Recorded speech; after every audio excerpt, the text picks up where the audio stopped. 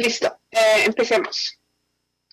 Queremos ver cómo la definición del CTV impacta los desenlaces clínicos. O sea, si hay alguna relación en las incertidumbres que tenemos cuando estamos definiendo el CTV y el desenlace clínico. Entonces, para poder empezar a hablar de esto, primero, pongámonos en las bases para definir qué es el CTV. Todos sabemos que el CTV es el volumen, el cual se expande del GTV para poder incluir la enfermedad invisible. O sea, todo lo que sabemos que hay cáncer fuera del tumor, solamente que no lo podemos ver en las imágenes. Como tal, hay dos definiciones normalmente en la parte clínica. La primera es la volumétrica y la que acabo de decir. Tenemos un tumor, expandemos por una margen que ha sido definida por estudios con histopatología, y eso nos da, por ejemplo, el CTV. ¿Cuánto tenemos que incluir más allá del tumor visible en la imagen para poder incluir toda la enfermedad o todo el cáncer que queremos tratar? Esa es la definición volumétrica. En el otro lado tenemos la definición anatómica. Sabemos que hay un tumor en la parte del cuerpo y lo que hacemos es incluir no solamente el tumor, pero todo el órgano o la glándula que lo incluye. Ejemplos de las definiciones tenemos en el pulmón, que lógicamente es la definición volumétrica. Vemos el tumor, extendemos tanto en distintas direcciones, tantos márgenes. En el cerebro, la definición anatómica, casos pues, que son muy normales, sería la próstata. Tenemos la lesión dominante, pero en realidad vamos a tratar toda la glándula completa. En el cuello cervical, donde incluimos el útero y el cuello uterino, todo completo, es parte de nuestra CTV, porque la enfermedad, el cáncer puede estar en otros lugares, en todo el cuerpo, en todo el órgano, perdón. Y hay sitios como el parte de cabeza y cuello donde tenemos la definición híbrida, digámoslo así. Tenemos la parte del tumor principal, se rige por la definición volumétrica, pero la parte de los cuellos, la parte electiva, se rige por la definición anatómica. Es ese tipo de definición de CTV que tenemos que tener en cuenta para poder seguir. Entonces, cuando hablamos de incertidumbre del GTV, ¿de qué estamos hablando? Ya aludimos un poquito a eso al principio cuando dijimos visibilidad. Voy a utilizar tres aspectos principales en esta charla y voy a hacer un enlace entre qué tipo de estrategia podemos utilizar para estudiar cada uno de estos. Primero empezamos con los diferentes aspectos. Primero, la visibilidad del tumor en las imágenes médicas. Depende de qué imágenes tenemos para poder mirar a nuestro paciente. Tenemos distinto nivel de detalle en la imagen. Por ejemplo, si tenemos una resonancia magnética, podemos ver un poquito más de contraste en los tejidos y nos puede dar más información sobre en dónde está el tumor. Que si, por ejemplo, tenemos una CT, la CT la necesitamos para poder planear los tratamientos. Entonces, este es un ejemplo de un estudio donde extrajeron por medio de cirugía el tumor de pacientes, creo que ese es laríngeo, hipofaríngeo, aquí está. Y lo que hicieron es que sacaron el pedacito, el tumor, lo delinearon con histopatología, o sea, mirando a las células y poder decir, ok, todo esto es tumor visible e invisible. Y si somos capaces de mapear ese contorno en las diferentes imágenes, como en esa tenemos CT con contraste, tenemos dos tipos de resonancias, tenemos PET, podemos ver que la histopatología está incluida en lo que creemos que es el tumor visible, la GTV en amarillo, cada una de las imágenes. Y vemos que hay pedacitos que se salen. Depende de la imagen, tenemos distintas cantidades de la enfermedad invisible que se salen. Y basado en esto, podemos entonces decir que si estás utilizando una CT con contraste, necesitas utilizar una margen de aproximadamente 4.3 milímetros para poder recibir o recoger toda la enfermedad invisible. En resonancia magnética sería de 6.1, que si ves aquí está saliendo un poquito más.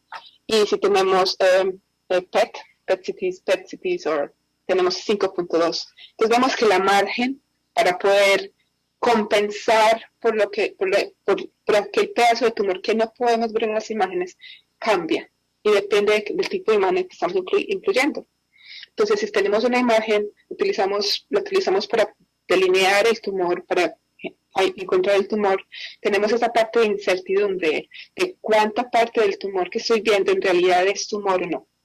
Esa es una incertidumbre bastante importante que vamos a regresar a ella después. La segunda parte es qué parte de anatomía relacionada con el CTV debo incluir.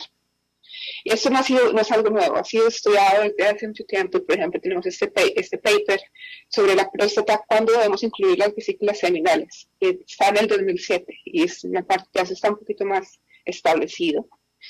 Pero todavía, inclusive hasta el año pasado, todavía tenemos metodologías propuestas en la literatura para poder decidir qué partes del cuello, por ejemplo, tienen que ser incluidos, porque depende del riesgo de si hay enfermedad microscópica ahí o no.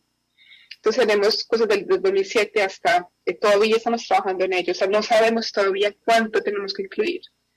Entonces, si incluimos muy poquito, tenemos relapsos, si incluimos demasiado, de pronto vamos a recibir toxicidad o efectos secundarios altos. El segundo aspecto en las incertidumbres del CTV. Y la que todos sabemos, lógicamente, espero que estaban esperando que yo dijera esta, la primera es incertidumbres en la segmentación.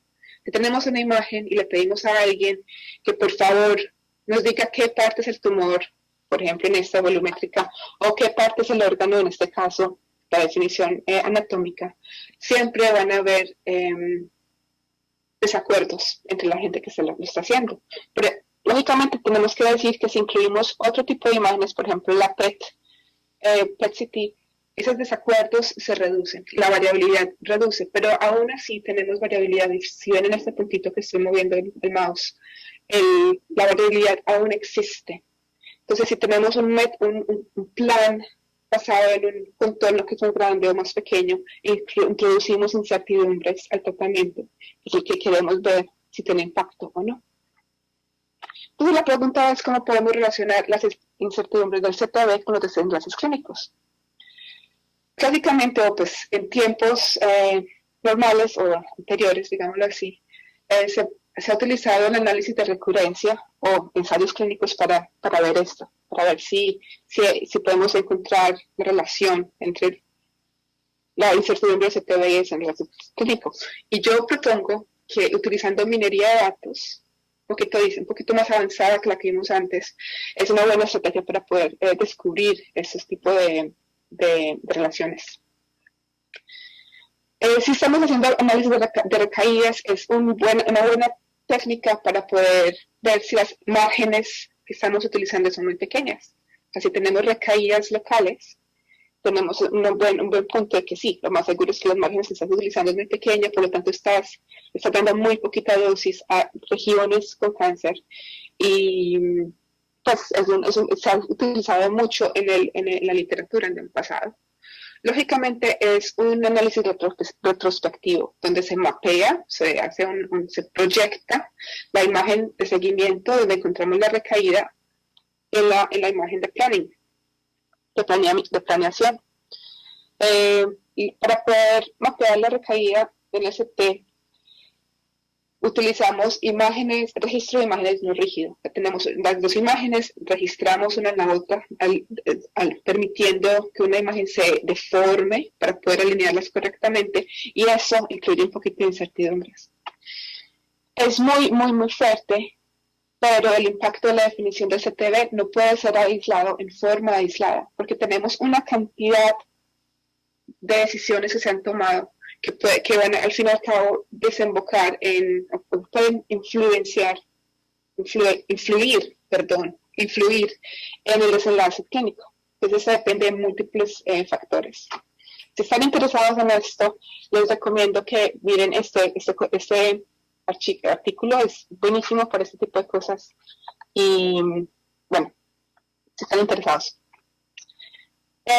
Si estamos mirando, tenemos que la idea de que las imágenes tal vez son muy grandes, entonces ¿qué podemos hacer? Bueno, la idea es, podríamos hacer ensayos clínicos. Tiene un poquito de problema ético, pero no vamos a entrar en eso. Este es un ejemplo de reduciendo que han reducido la margen del GTB al CTB para pacientes de cabeza y cuello.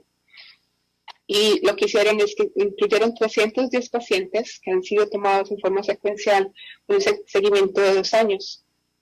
Y compararon los tratamientos que tienen un margen de 10 milímetros o 1 centímetro contra los márgenes que eran de 6 milímetros. ¿Cuál es la diferencia? Tenemos el mismo tipo de supervivencia o no. Y el punto en este caso encontraron que hay menos toxicidad, menos efectos secundarios, pero no hubo reducción de control ni de supervivencia, lo cual nos dice que el margen que estás utilizando está muy grande para ese tipo de pacientes. Es una forma fuerte y robusta para poderlo hacer, pero al mismo tiempo tenemos el problema que estoy ilustrando aquí. Cuando tenemos todos los pacientes, solamente 8% de los pacientes llegan a ser parte de un ensayo clínico. Y eso nos incluye mucha parte de sesgo en el tipo de conclusiones que obtenemos en el trabajo. Entonces, por eso, ¿cómo podemos incorporar los datos de cada paciente tratado? Mejor dicho, ¿cómo podemos dejar que cada paciente que ha sido tratado nos ayude a encontrar la respuesta de lo que estamos mirando? Y lo que estamos proponiendo es minería de datos. Otra vez estamos viendo los tres aspectos: visibilidad, anatomía e inserción en la segmentación. Y vamos a ir de cada uno y les voy a mostrar una técnica de minería de datos un poquito más avanzada que la que vimos al principio, que se puede utilizar para esto. Entonces, visibilidad del tumor en las imágenes médicas. Ese es un trabajo que se ha hecho en el grupo por Angie. Angie Davis está ahí arriba en la foto. Ya te muestro acá arriba. Y lo que ella hizo es mirar si hay algún tipo de interacción entre la densidad de la CT en el borde de lo que pues definimos es el tumor y la dosis. Lo que estamos mirando es si de pronto en la parte cuando estamos definiendo el tumor, como hay tanta variabilidad, uno decide si es más adentro o más grande, para ver si este tipo, por la variabilidad de la densidad en la imagen, estamos mirando si hay interacción entre la variabilidad de los dos. Entonces lo que ella hizo es, tiene el CT en esta parte, lo tienes el tumor, puedes calcular distancias como el tipo de anillos concéntricos centrados en el tumor. Y esa es una forma de decir que a 1 centímetro o a 1 milímetro del borde tengo tal variabilidad, a 2 milímetros y no así. Y crea ese tipo de mapas, que son los que van a salir aquí, van a entrar a data mining. En el otro lado, también puedes hacer lo mismo, la dosis. Tienes la dosis, tienes el tumor, y arrancas a hacer los mismos anillos para poder mirar si alrededor tienes variabilidad de la dosis. Y el momento en que incluyes la variabilidad en el CT, o sea, cuán claro es el borde o no del tumor, con la variabilidad de la dosis puedes ver si hay una interacción entre los dos. Una cosa chévere que ella hizo fue que encontró en pacientes de pulmón, encontró que una dosis no uniforme a 1 centímetro, o sea, 1 centímetro lejos del tumor, se puede utilizar para predecir recaída local en pacientes con alta variabilidad de la densidad en el perímetro del tumor. En pocas palabras está diciendo que la definición del tumor está haciendo incluso está impactando el tratamiento porque estamos dando menos dosis a esos lugares donde hay enfermedad invisible. Eso no lo podemos decir seguro, pero eso está dando un tipo de hipótesis que podemos empezar a mirar después con otro tipo de ensayos. Este tipo de minería de datos es minería de datos radial, porque como hacemos anillos que van creciendo en forma radial concéntrica sobre del tumor. El segundo aspecto que teníamos es cuándo incluimos o no la anatomía en el CTD, o sea, la anatomía relacionada. Si se acuerdan, esa es la imagen que tenía, cuándo incluimos una parte del cuello, cuándo no. Esta es la aplicación más directa de la minería de datos, como la vimos en la primera charla. Cuando miramos si dosis a la anatomía circundante está relacionada con el desenlace de los tratamientos.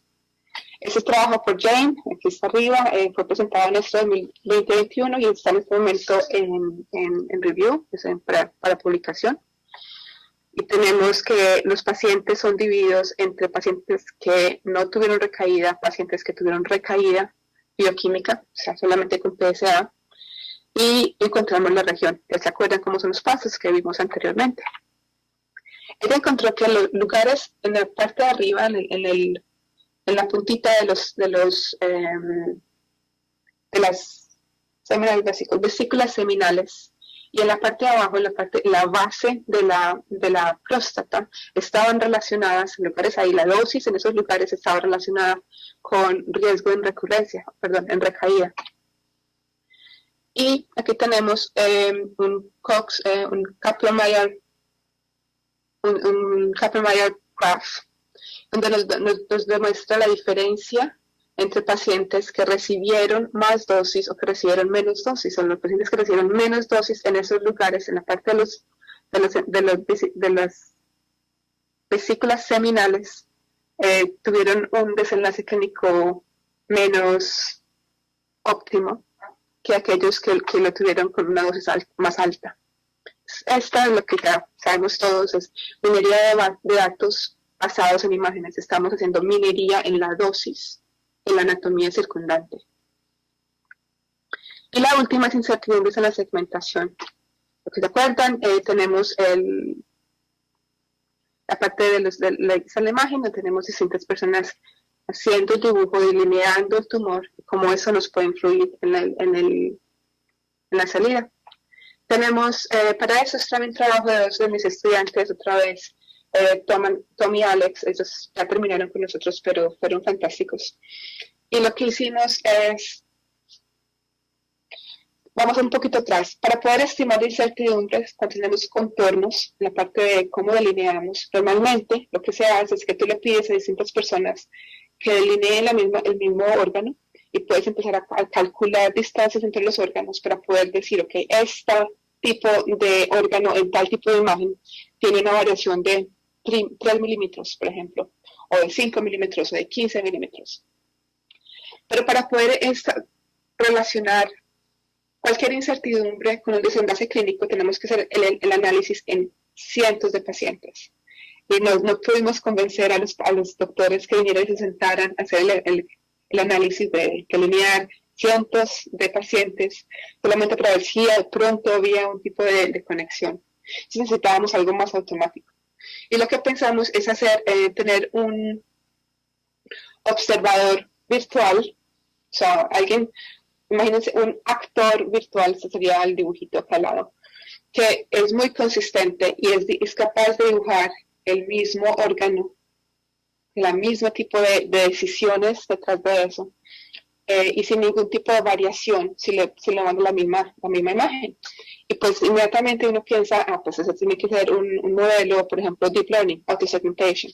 Y eso es lo que utilizamos un software de Deep Learning, donde creamos un contorno, lo que llamamos contorno consistente del actor virtual, si lo ven aquí en azulito, y tenemos al lado de eso tenemos el contorno clínico.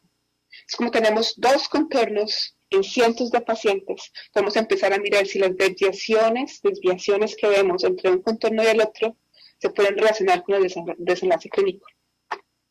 Para hacer esto, en este caso particular, empezamos con tenemos los dos contornos y lo que queremos mirar es hacemos un mapeo esférico y miramos por los ángulos que estamos moviendo alrededor para que cubra toda la superficie, cuál es la diferencia entre cuando cruzo una superficie y cruzo la otra.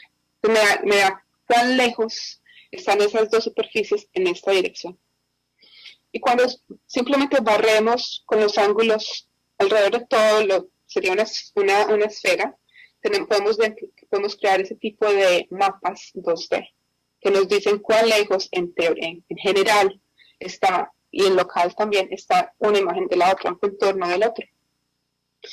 Si utilizamos esto para todos los pacientes, otra vez, ¿te acuerdan lo que vimos ahorita en la mañana? Primero, más temprano, tenemos este mapa para un paciente con ese tipo, si tiene, que tuvo recaída a los 3 meses, no ha tenido recaída a los 20 meses y todo esto, podemos ponerlo en un modelo multivariable de riesgos proporcionales de Cox. Eso es lo que se utiliza para poder modelar supervivencia. Y este tipo de mapas es el resultado. Si vemos esto, lo que estamos entendiendo es, por ejemplo, en estos lugares, en la parte de la interfaz entre la vejiga y la próstata, o en la base de las vesículas seminales, vemos que contornos más grandes se relacionaron con una reducción de riesgo de recaída de bioquímica entre 4 y 8% por milímetro. Te estamos diciendo, si te vas a equivocar en el contorno, pon pilas que no te equivoques en esta parte de los vesículos seminales, porque ahí es donde vamos a tener impacto en el tratamiento. Si te equivocas en la parte de atrás, en adelante, tiene menos impacto al final del día. Este tipo de minería de datos le llamamos minería de datos basadas en desviaciones de contorno. En inglés es más fácil, esto es un poquito más largo en español. Entonces, ya para terminar, les he mostrado que relacionando las incertidumbres del CTV con los enlaces clínicos es muy difícil. Yo diría es desafiante, es challenging en inglés, pero no es imposible. ¿Y cómo lo podemos hacer? Les he propuesto, bueno, en el grupo hemos propuesto que la minería de datos puede ser utilizada para poder explorar ese tipo de aspectos, para poder crear hipótesis que pueden ser después confirmadas o no. Si tenemos visibilidad del tumor en las imágenes médicas, lo que podemos hacer es minería de datos radial, donde empezamos a mirar la interacción entre la densidad, o sea, cuán diferente, cuán claros son los bordes en los tumores, y el interplay, la interacción con la dosis. Minería de datos basadas en imágenes, como la que vimos más temprano, que es la que nos permite ver si una parte en la anatomía está relacionada con el desenlace clínico o no. O sea, en este caso sería anatomía que está relacionada al tumor, por ejemplo, los cuellos o los seminal vesicles. Y el último aspecto es incertidumbre en la segmentación. Estos son los más difíciles, yo diría, pero también los más interesantes.